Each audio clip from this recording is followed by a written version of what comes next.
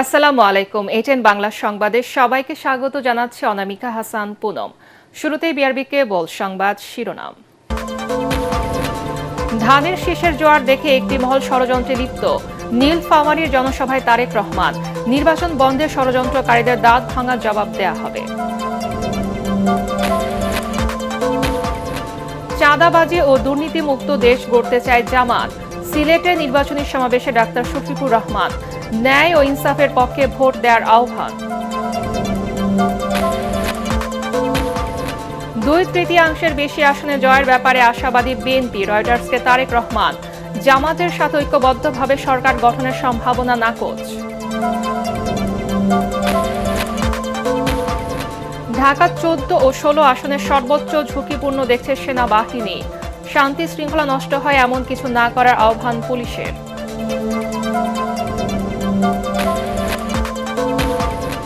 এবং জমে উঠেছে রাজধানী সহ সারা দেশের নির্বাচনী প্রচারণা। শেষ মুহূর্তে ভোটারদের নানা প্রতিশ্রুতি দিচ্ছেন প্রার্থীরা।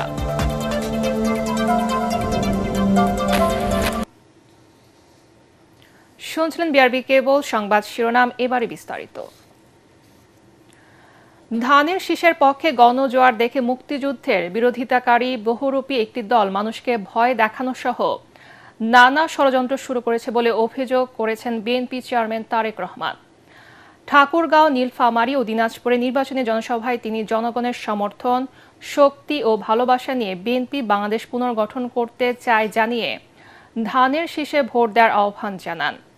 12 ফেব্রুয়ারি নির্বাচনের মাধ্যমে জনগণ তাদের হারানো ভোটাধিকার, গণতন্ত্র ফিরে পাবে বলে আশা প্রকাশ করেন তারেক রহমান। ঠাকুরগাঁয় বিমানবন্দর চালু, বিশ্ববিদ্যালয় স্থাপন আর সৈয়দপুর বিমানবন্দরকে আন্তর্জাতিক পর্যায়ে নিয়ে যাওয়া ও তিস্তা ব্যারেজ নির্মাণ সহ নানা প্রতিশ্রুতি দেন বিএনপি চেয়ারম্যান।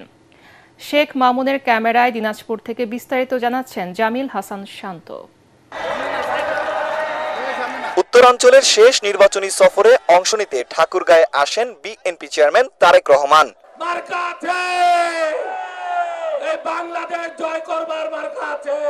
ঢাকা থেকে বিমানে তারপর হেলিকপ্টারে চড়ে ঠাকুরগাঁও সরকারি বালক উচ্চ বিদ্যালয় বড় মাঠে আসেন বিএনপি প্রধান।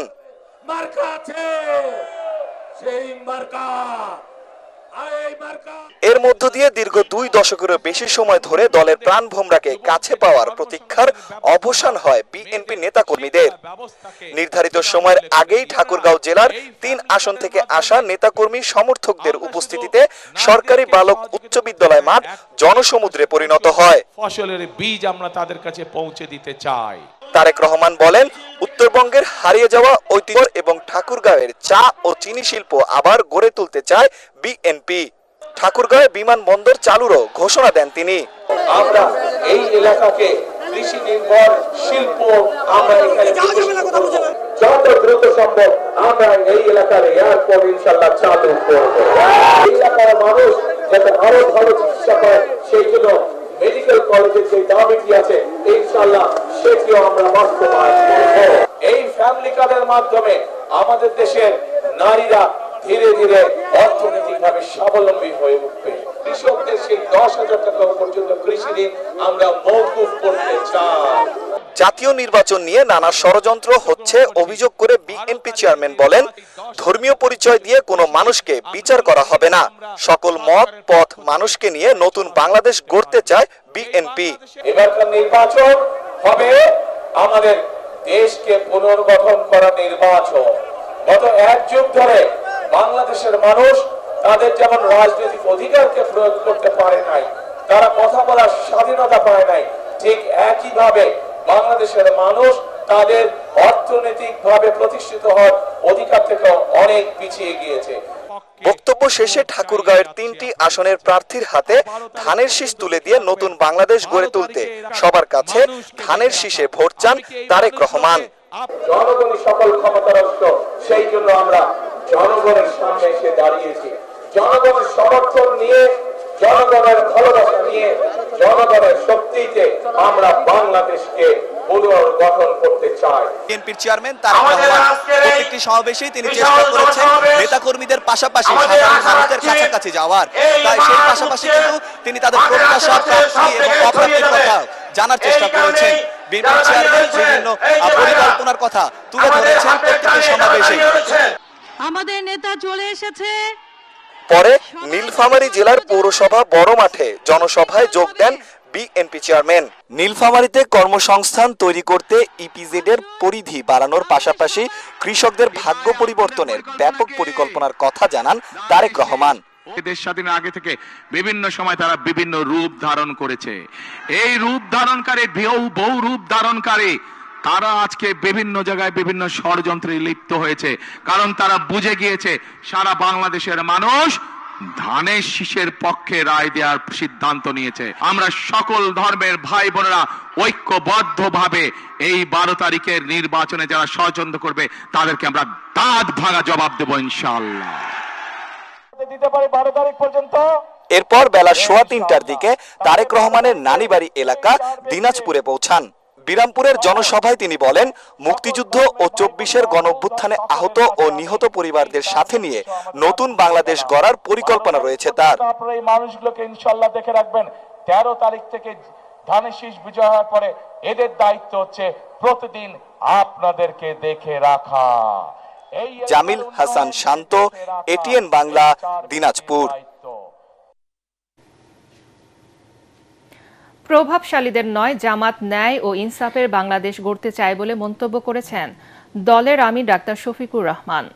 সিলেট, মৌলভীবাজার ও হবিগঞ্জে 11 দলীয় জোটের নির্বাচনী জনসভায় অংশ নিয়ে জামাতের আমির বলেন, আগামীর বাংলাদেশ হবে নির্যাতন, চাঁদাবাজি ও মিথ্যা মামলা মুক্ত। 11 দলীয় জোটের কাছে রাজনীতি পেশা নয়, বরং দায়িত্ব উল্লেখ করে কোনো প্রত্যাশা ছাড়াই তরুণদের নিয়ে দেশ গঠনের প্রতিশ্রুতি দেন আমিরে জামাত। জনসভায় অঞ্চলটির 11 দলীয় জোটের প্রার্থীদের সাথে পরিচয় করিয়ে দিয়ে গণভোটে হ্যাঁর পক্ষে রায় দিতে ভোটারদের আহ্বান জানান ডাক্তার শফিকুর রহমান। আরও জানাচ্ছেন জাহিদুল আলম। ন্যায়, সাম্য ও ঐক্যের বাংলাদেশ গড়ার প্রতিশ্রুতি দিয়ে নির্বাচনী প্রচারণা চালিয়ে যাচ্ছে জামাত নেতৃত্বাধীন 11 দলীয় জোট। এরই অংশ হিসেবে অনুষ্ঠিত হলো জোটের সিলেট বিভাগীয় জনসভা। এতে অংশ নিতে সকাল থেকে সিলেট সরকারি আলিয়া মাদ্রাসা মাঠে মানুষের ঢল নামে। বক্তব্যে জামাত আমির ডাক্তার শফিকুর রহমান বলেন, দুর্নীতির কারণে এতদিন দেশের মানুষের ভাগ্য বদলায়নি, এর পরিবর্তন চায় তার জোট। প্রবাসীদের অবস্থার পরিবর্তন এবং সিলেটে আরও বেশি আন্তর্জাতিক রুটের সরাসরি ফ্লাইট চালুরও ঘোষণা দেন জামাত আমির। মহান আল্লাহর উপর ভরসা করে দুর্নীতির রুট যখন বন্ধ হবে, চাঁদাবাজি যখন বন্ধ হবে, তখন সকল উন্নয়ন হবে ইনশাআল্লাহ। 5 বছরে এই দেশের চেহারা ইনশাআল্লাহ পাল্টে যাবে। নতুন যে বাংলাদেশের স্বপ্ন আমাদের যুব সমাজ, আমাদের মা বোনেরা দেখেন, সেই বাংলাদেশ সেদিন হাতে ধরা দিবে ইনশাআল্লাহ। এর আগে মৌলভীবাজারে শফিকুর রহমান বলেন, যেখানে মিথ্যা মামলা দিয়ে নিরীহ মানুষদের হয়রানি করা হয়, সে বাংলাদেশ সবার বাংলাদেশ নয়। 11 দলের জোট এ ধারা পাল্টে দিতে চায়। ডাক্তার শফিক বলেন, এই অঞ্চলের চা থেকে শুরু করে কৃষিকে আধুনিক করে গড়ে তোলা হবে। যেখানে আমার মায়ের ইজ্জতের গ্যারান্টি নাই, যেখানে চাঁদাবাজিতে অতিষ্ঠ জনগণ, যেখানে দুর্নীতিতে ছেয়ে গেছে দেশ, যেখানে নিরীহ মানুষকে মামলা দিয়ে হয়রান করা হয়, এই বাংলাদেশ আমার বাংলাদেশ নয়। এই বাংলাদেশকে আমরা পাল্টে দিতে চাই। প্রচারণার শুরুতে সকালে হবিগঞ্জে জনসভায় অংশ নেন জামাতের আমির। সেখানে তিনি বলেন, রাজনীতি জামাতের পেশা নয়, বরং কর্তব্য। জানান, প্রভাবশালীদের বাংলাদেশ নয়, বরং ন্যায় ও ইনসাফের বাংলাদেশ গড়াই তাদের লক্ষ্য। আমরা আপনাদের আমানতের পাহারাদার হব, চৌকিদার হব, সম্পদ, ইজ্জত, জীবনের পাহারাদার হব। এ দেশের মালিক হব না, ইনশাআল্লাহ আমরা সেবক হব। আপনারা যদি এই আমানত আমাদেরকে দিয়ে, উপহার দিয়ে সাহায্য করেন, আমরা ইনশাআল্লাহ আপনাদের আস্থার প্রতিদান দেওয়ার জন্য আমরা অঙ্গীকারবদ্ধ। জনসভাগুলোয় জোট প্রার্থীদের পরিচয় করিয়ে দিয়ে গণভোটে হ্যাঁর পক্ষে রায় দিতে ভোটারদের আহ্বান জানান আমিরে জামাত। আইন সকলের জন্য সমান হবে। জাহিদুল আলম, এটিএন বাংলা। বিনিময়ে বিক্রি হবে না ইনশাআল্লাহ। 12 ফেব্রুয়ারি নির্বাচনে বিএনপি 2/3 বেশি আসনে জয়ের বিষয়ে আশাবাদী বলে জানিয়েছেন দলটির চেয়ারম্যান তারেক রহমান। জনগণের সমর্থন নিয়ে এককভাবে বিএনপির সরকার গঠনে আশাবাদী বলেও জানান তিনি। বার্তা সংস্থা রয়টার্সকে দেওয়া সাক্ষাৎকারে বিএনপি চেয়ারম্যান তারেক রহমান প্রধান প্রতিপক্ষ জামাত ইসলামীর সাথে ঐক্যবদ্ধভাবে সরকার গঠনের সম্ভাবনা নাকচ করে দেন। তারেক রহমান বলেন, জামাত নির্বাচনে কতটি আসন পাবে তা জানা নেই, তবে জামাত ইসলামী বিরোধী দলের আসনে বসলে তাদের কাছ থেকে ভালো বিরোধী দলের ভূমিকা আশা করবে বিএনপি। নির্দিষ্ট কোনো দেশের সঙ্গে নয়, দেশের স্বার্থে সবার সাথে সুসম্পর্ক বজায় রাখাই হবে বিএনপির পররাষ্ট্রনীতি বলে জানান তিনি। শেখ হাসিনার পরিবারের কেউ বিদেশ থেকে এসে রাজনীতিতে যুক্ত হতে পারবে কিনা এমন প্রশ্নের জবাবে তারেক রহমান বলেন, এটি নির্ভর করবে বাংলাদেশের মানুষ তাদের গ্রহণ করবে কিনা তার উপর।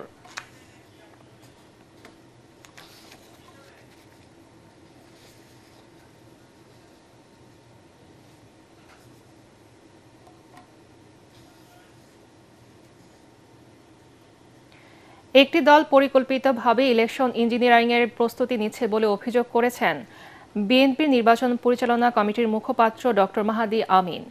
গুলশানে দলের নির্বাচনী কার্যালয়ের সংবাদ সম্মেলনে তিনি আরও বলেন, জনগণের প্রত্যাশা আকাঙ্ক্ষার ভিত্তিতে নির্বাচনী ইশতেহার ঘোষণা করেছেন বিএনপি চেয়ারম্যান তারেক রহমান।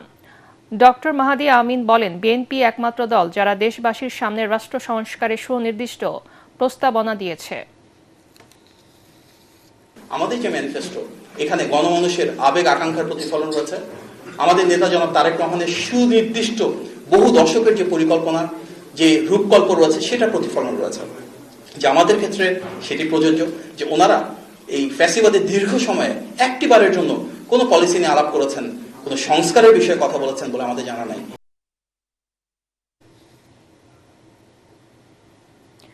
ঢাকা 14, 16 ও 18 আসনের মোট ভোট কেন্দ্রের প্রায় 18% ঝুঁকিপূর্ণ হিসেবে চিহ্নিত হয়েছে বলে জানিয়েছে সেনাবাহিনী। এর মধ্যে ঢাকা 14 ও 16 আসনকে অধিক ঝুঁকিপূর্ণ বলে জানিয়েছেন Mirpur camp commander lieutenant colonel SM Fuad Masrur. দুপুরে রাজধানীর মিরপুর ইনডোর স্টেডিয়ামে জাতীয় সংসদ নির্বাচন উপলক্ষে ঢাকা 14, 16 ও 18 এই 3 আসনের সার্বিক নিরাপত্তা ও নির্বাচন প্রস্তুতি বিষয়ে আয়োজিত এক সংবাদ সম্মেলনে এসব কথা বলেন তিনি। SM ফুয়াদ মাসরুর বলেন, ভোটারদের নির্বিঘ্নে ভোট কেন্দ্রে আসা যাওয়া নিশ্চিত করতে সেনাবাহিনীর সর্বোচ্চ সতর্ক রয়েছে। ঝুঁকির মাত্রা অনুযায়ী ভোট কেন্দ্রগুলোকে অধিক ঝুঁকিপূর্ণ, মধ্যম ও সাধারণ শ্রেণীতে ভাগ করে প্রয়োজনীয় নিরাপত্তা ব্যবস্থা নেওয়া হচ্ছে।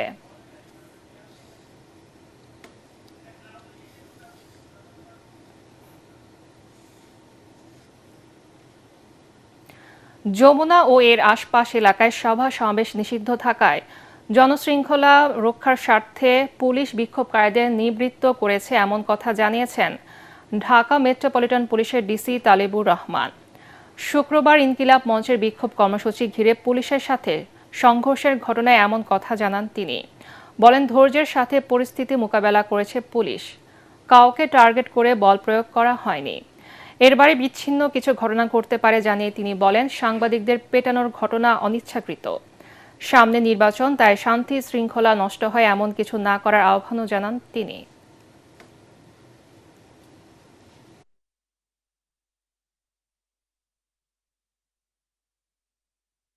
এখানে আসলে পুলিশ কাউকে টার্গেট করে কোনো আঘাত করে নাই। আর আমরা ইতিমধ্যে বলেছি, এই ঘটনায় পুলিশ কোনো ধরনের আগ্নেয়াস্ত্র ব্যবহার করে নাই এবং কোনো গুলিও করে নাই, অর্থাৎ গুলিবিদ্ধ হওয়ার প্রশ্নই আসে না। তারপরে হয়তো পাল্টা ধাওয়ায় কয়েকজন আহত হয়েছে এবং এই যে আহত হওয়ার ঘটনাটা একেবারে অনাকাঙ্ক্ষিত এবং অনিচ্ছাকৃত। ত্রয়োদশ জাতীয় সংসদ নির্বাচনে 2026 জন প্রতিদ্বন্দ্বী প্রার্থীর মধ্যে 519 জন ঋণ গ্রহীতা। এদের মধ্যে 5 কোটি টাকার বেশি ঋণ নিয়েছেন 75 জন। সর্বোচ্চ ঋণ গ্রহীতা প্রার্থী বিএনপির, যার সংখ্যা 167 জন। জাতীয় প্রেস ক্লাবে বেসরকারি সংস্থা সুশাসনের জন্য নাগরিক সুজন আয়োজিত 13তম জাতীয় সংসদ নির্বাচনে প্রার্থীদের তথ্য উপস্থাপন শীর্ষক সংবাদ সম্মেলনে এ তথ্য জানানো হয়। প্রার্থীদের মধ্যে 832 জনেরই বার্ষিক আয় 5 লাখ টাকার নিচে জানিয়ে সংগঠনের কেন্দ্রীয় সমন্বয়ক দিলীপ কুমার সরকার বলেন, এবারের প্রার্থীদের মধ্যে 95 জনের আয় 1 কোটি টাকার উপরে। সুজন বলছে, এবারে নির্বাচনে শীর্ষ 10 আয়কারীদের মধ্যে 6 জন বিএনপির, বাকি 4 জনের মধ্যে 3 জন স্বতন্ত্র এবং 1 জন ইসলামী আন্দোলন বাংলাদেশের প্রার্থী। এর মধ্যে জামাত ইসলামীর কোনো প্রার্থী নেই। হলফনামায় আয়ের ঘর পূরণ করেননি এমন প্রার্থীর সংখ্যা 155 জন। সংবাদ সম্মেলনে অন্যান্যের মধ্যে উপস্থিত ছিলেন সুজনের সম্পাদক বদিউল আলম মজুমদার। অসম্পূর্ণ মনোনয়নপত্রগুলো বাতিল হওয়া উচিত ছিল। এবং ভবিষ্যতে হয়তোবা এই নিয়ে মামলা হবে। এই নির্বাচন কমিশন এই সকল ক্ষেত্রে তারা চরমভাবে ব্যর্থ হয়েছে। নির্বাচনের পরে এগুলো নিয়ে মামলা হবে, তো আমরা আশা করি যে ভবিষ্যতে এটার পরিবর্তন হবে। অন্তর্ভুক্তিমূলক নয়, বরং এবারে নির্বাচন দ্বিদলীয় নির্বাচন হতে যাচ্ছে বলে মন্তব্য করেছেন গবেষণা প্রতিষ্ঠান Centre for Policy Dialogue CPD. সংস্থাটির গবেষণা পরিচালক খন্দকার গোলাম মোয়াজ্জেম বলেন, নাগরিক সেবার মান বাড়ানো ও প্রতিদ্বন্দ্বিতাপূর্ণ ভোট আয়োজনে অংশগ্রহণমূলক নির্বাচন হওয়া উচিত। শনিবার রাজধানীর ব্র্যাক সেন্টারে নির্বাচনী এলাকায় সবুজ ও টেকসই অর্থনীতির চালচিত্র ও প্রত্যাশা নিয়ে আয়োজিত সংবাদ সম্মেলনে তিনি এসব কথা বলেন। সংস্থাটি বলছে, রাজনৈতিক দলগুলোর ইশতেহারে কর্মসংস্থানের গুরুত্ব দেওয়া হলেও সবুজ কর্মসংস্থানের কথা উপেক্ষিত হয়েছে। একটা বৃহদাংশের ভোটারকে তার চাহিদা মতো তাকে ভোট করতে দেওয়ার সুযোগ দেওয়া হচ্ছে না। সুতরাং আমাদের কাছে এই জায়গাটি মনে হয় যে একটা বড় অংশের ভোটার এবার আসলে তাদের ভোট দেবার ক্ষেত্রে তাদের যে প্রার্থী চয়েস করার সুযোগ সেটা কিছুটা হলেও তারা ক্ষুণ্ণ হবে সেই জায়গাটিতে। তো সেটা আমাদের কাছে মনে হয় যে ইনক্লুসিভ ভোটিং এর যে জায়গা বলে থাকি ভোটারদের জায়গা থেকে সেটা কিছুটা হলেও সেটা পূর্ণ হচ্ছে না, এটা এখান থেকে আমরা আমাদের কাছে মনে হয়। জাতীয় সংসদ নির্বাচনে ভোটের মাঠে ঢাকায় প্রচার প্রচারণায় ব্যস্ত প্রার্থীরা। প্রচারণার সময় কমে আসে, এখন রাজধানীর অলিগলি চষে বেড়াচ্ছেন প্রার্থীরা, দিচ্ছেন এলাকার উন্নয়নের নানা প্রতিশ্রুতি। একই সাথে করছেন প্রতিপক্ষের বিরুদ্ধে অভিযোগ পাল্টা অভিযোগ। নির্বাচন কমিশনের পক্ষ থেকে এসব অভিযোগের বিষয়ে প্রতিকার না পাওয়ায় হতাশাও জানিয়েছেন কেউ কেউ। রাজধানী নির্বাচনী প্রচার প্রচারণার খবর জানাচ্ছেন ইমদাদুল্লাহ বাবু।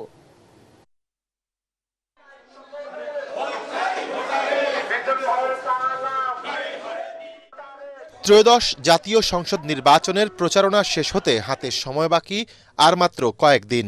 সভা সমাবেশ উঠান বৈঠকের মতো কৌশলগুলো কাজে লাগিয়ে এখন রাজধানীতে বিভিন্ন সংসদীয় আসনের প্রার্থীরা ছুটছেন ভোটারদের দ্বারে দ্বারে। শনিবার সকালে ঢাকা ১৫ আসনে ১১ দলীয় জোটের প্রার্থী জামায়াতে ইসলামীর আমির ডাক্তার শফিকুর রহমানের পক্ষে প্রচারণা মিছিল বের করেন তার নারী সমর্থকরা। মিরপুর ১০ নম্বর থেকে মিছিল নিয়ে কাজীপাড়া পর্যন্ত সড়কে প্রচারণা চালান তারা। জামায়াতের আমিরের অন্যতম প্রধান প্রতিদ্বন্দ্বী বিএনপি মনোনীত প্রার্থী শফিকুল ইসলাম খান মিল্টন প্রচারণা চালান একই এলাকার প্যারিস রোডে। ডাক্তার শফিকুর রহমানের নেতৃত্বে আমরা একটি সুন্দর কল্যাণমূলক ন্যায় এবং ইনসাফের সমাজ গড়ব, এটা আমাদের নারী সমাজের সবারই চাওয়া। বিকাশ নাম্বার বাসা থেকে সংগ্রহ এবং এনআইডি কার্ড সংগ্রহের অভিযোগে আমার প্রতিদ্বন্দ্বী প্রার্থী জামায়াতে ইসলামের ডাক্তার শফিকুর রহমানকে ইতিমধ্যে শোকজ করা হয়েছে। ঢাকা ১৭ আসনে বিএনপি চেয়ারম্যান তারেক রহমানের পক্ষে নির্বাচনী প্রচারণা চালান সঙ্গীত শিল্পী বেবি নাজনীন। আর ঢাকা ১৩ আসনে প্রচারণার সময় প্রতিপক্ষের বিরুদ্ধে মিথ্যা তথ্য প্রচারের অভিযোগ এনেছেন বিএনপির প্রার্থী ববি হাজ্জাজ। আর বাড্ডা এলাকায় গণসংযোগ করেছেন ঢাকা ১১ আসনের বিএনপির প্রার্থী doctor M A Qayyum. ৩০ lakh লোকের রক্তের বিনিময়ে অর্জিত স্বাধীনতা, এই স্বাধীনতা সার্বভৌমত্বে এই রাজাকারদের কোনো স্থান নেই।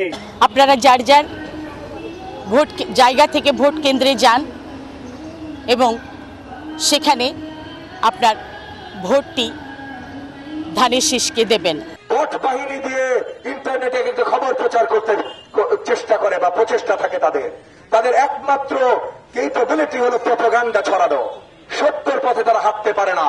ঢাকা ৮ আসনে নির্বাচনী প্রচারণা চালানোর সময় ১১ দলীয় জোট প্রার্থী ও এনসিপির নেতা নাসিরউদ্দিন পাটোয়ারি ভোট কারসাজির শঙ্কা প্রকাশ করেন। একই আসনে বিএনপি প্রার্থী মির্জা আব্বাস বলেন, সরকারের একটি অংশ পক্ষপাতমূলক আচরণ করছে। আমরা এটা শুনতে পাচ্ছি বিভিন্ন জায়গায়, তো প্রশাসনকে এবার যদি ২ ভাগ করা হয় তাহলে স্টেটও ২ ভাগ হয়ে যায়। এজন্য আমরা বলবো প্রশাসনকে নিউট্রালি ছেড়ে দেওয়ার জন্য। মিডিয়ার মধ্যে তো দেখেছেন কি অবস্থা চলতেছে। জনগণ ইনশাল্লাহ ১২ তারিখে তাদের সবচেয়ে যেটা সুন্দর রায় তারা এটা দিবে। সরকার একটা বিশেষ মাল বলেছে, ওদের তো সংসদে যাওয়া উচিত। একজন বিশেষ ব্যক্তি বলেছে, আমি নাম বলবো না, ওদের তো সংসদে যাওয়া উচিত। তার মানে হলো কিছু কিছু লোককে তারা 500 ফেল করুক, সংসদে নেবে। রাজধানীর নয়াবাজারে নির্বাচনী প্রচারণায় ঢাকা ঢাকা ৭ আসনে বিএনপির প্রার্থী হামিদুর রহমান নির্বাচিত হলে এলাকার গ্যাস সংকট নিরসনের আশ্বাস দেন। আর নির্বাচনে লেভেল প্লেইং ফিল্ড নেই বলে বিভাগীয় কমিশনারের কার্যালয়ে এসে অভিযোগ করেন ঢাকা ৬ আসনের জামায়াতের প্রার্থী ডক্টর আব্দুল মান্নান। আশ্বস্ত করতে চাই, জনগণের একটাই দাবি, গ্যাস, যানজট, সন্ত্রাসমুক্ত, চাঁদামুক্ত একটা সুন্দর ৭ আসন দেখতে চায়। ইনশাল্লাহ তাদের আশা পূরণ করব, এটাই আমার জনগণের কাছে মেসেজ।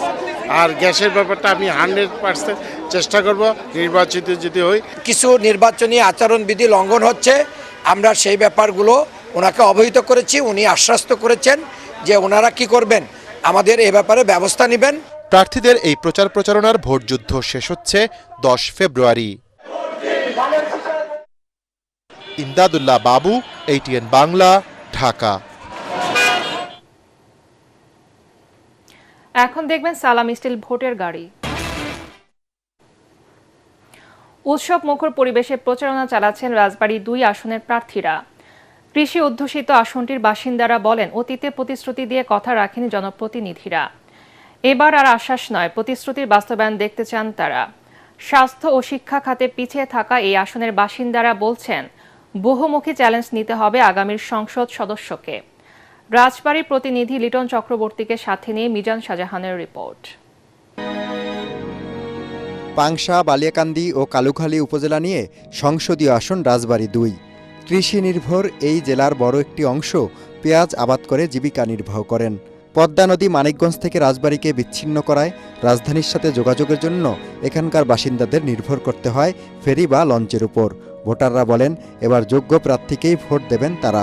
আমাদের কথা কি, দেশটা ভালো চললে, কাজকর্ম ভালো করলে, হ্যাঁ, এটাই ভালো। জনগণের বিপদ আপদে থাকে, তারপরে আপনার দেশের অন্যায় অত্যাচার, দেশের দুর্নীতি, এগুলি থেকে জনগণকে বিরত রাখে ভালো একটা সরকার আমরা চাই। স্টেশনতে যাতে ভোট দিতে পারে জনগণ, সেই ব্যবস্থা হলে ভালো। আর সৎ দেখে, ভালো ব্যক্তি দেখে, এটাই তো আশা। রাজবাড়ী 2 আসনে ভোটের মাঠে আছেন 9 প্রার্থী। বিএনপি থেকে মনোনয়ন পেয়েছেন হারুনুর রশিদ। আমাদের প্রিয় নেতা রাষ্ট্র কাঠামো মেরামতের যে 30টা দফা দিয়েছে, আমরা জনগণের ভোটে আমাদের দল রাষ্ট্র পরিচালনার দায়িত্ব পেলে এই দফাগুলো বাস্তবায়ন করলে বিভিন্ন রকম যে সমস্যাগুলো রয়েছে এগুলো ইনশাল্লাহ দূরীভূত হবে। 11 দলীয় জোটের প্রার্থী হিসাবে মাঠে আছেন এনসিপির জামিল হিজাজি। এমপি হবার পরে ওনার যে সাধ্য বা ওনার কাজের যে এখতিয়ার, সেই এখতিয়ারের মধ্যে যা যা আছে সেই ধরনের বিষয়গুলো আমি সরকারের কাছে প্রস্তাব দিতে চাই। এই আসনে মোট ভোট কেন্দ্র 198টি। 5,59,693 জন ভোটার 12 ফেব্রুয়ারি নির্বাচন করবেন তাদের পরবর্তী জনপ্রতিনিধি। মিজান শাহজাহান, ATN বাংলা, রাজবাড়ী। সালাম স্টিল ভোটের গাড়ি নিয়ে ঢাকা 14 আসনে নির্বাচনী হালচাল জানাচ্ছেন সহকর্মী মনির হোসেন তপু। সালাম স্টিল ভোটের গাড়ি নিয়ে আমরা আছি ঢাকা 14তে।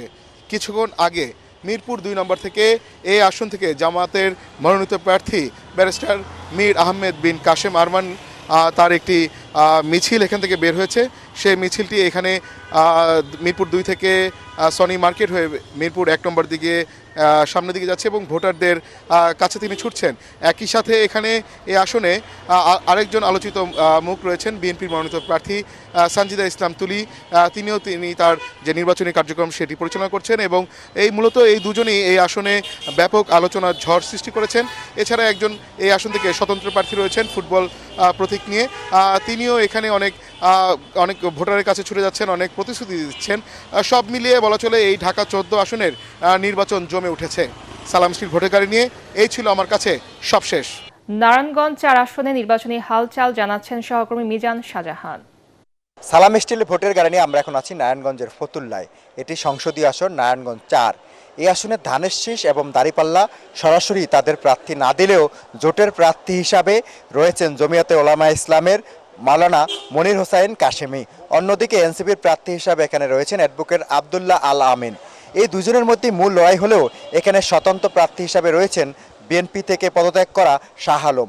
অন্যদিকে এখানে বাংলাদেশ লিবারেল পার্টি থেকে প্রার্থী হয়েছেন মোহাম্মদ আলী। সুতরাং এখানে ভোটারদের সঙ্গে কথা বলে আমরা যেটা বুঝতে পেরেছি এখানে একটা তীব্র লড়াই হবে এবং এর মধ্যে কে জিতে আসে তা দেখার জন্য অপেক্ষা করতে হবে 12ই ফেব্রুয়ারি পর্যন্ত।